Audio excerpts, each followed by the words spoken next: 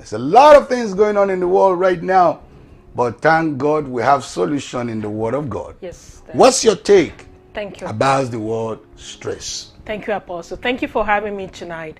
When we talk about stress, people need to understand that the word stress means that we're putting a burden Yes. or a strain on our body. Did you just hear that? Just listen and follow us carefully now. Yes. So the response that our body produces when there is a strain, whether it's physical, whether it's emotional, whether it's psychological, Yes. the way our body responds to this strain and stress, it's what is at the root cause of stress. Did you just hear that? So anytime that we place a severe or an excessive burden on ourselves, sometimes we're not even thinking about it.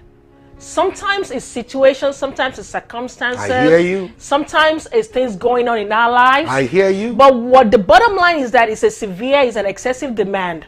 Excessive demand that we are placing upon ourselves. On our body. Yes, Daddy. Yes, Look into that camera and let that person watching and listening to both of us right now know that it's excessive burden that is not, that you ought not to place upon yourself, depending on what you are thinking about, that is causing stress. That is correct, Daddy.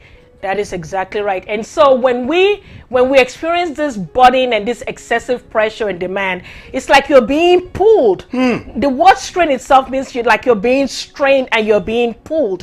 So physically, emotionally, and psychologically, you feel yourself being pulled.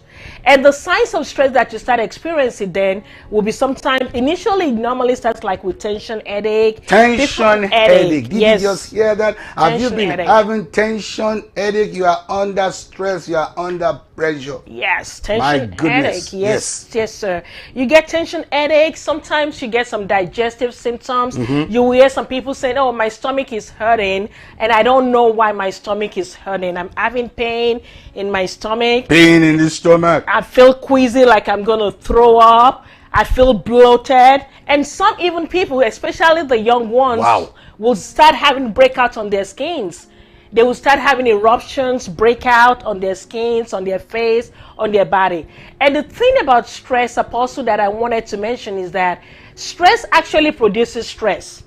Whoa, I like that. Stress produces stress. Stress produces stress. That's a wonderful word. Stress produces stress because, for instance, when I have the initial symptoms like breakouts on my skin, I'm already stressed out about it as a young adult because I want to look good. So when my face breaks out, I'm stressed out about my face looking the way it's looking because Can I it's ask broken a question? out. Is that a Yes, stress Daddy. of work or stress of career or financial stress or whatever it is? It can be any one of it, sir, because the body itself does not recognize specifically that this is what is causing stress. What the body knows is that you're putting me under stress.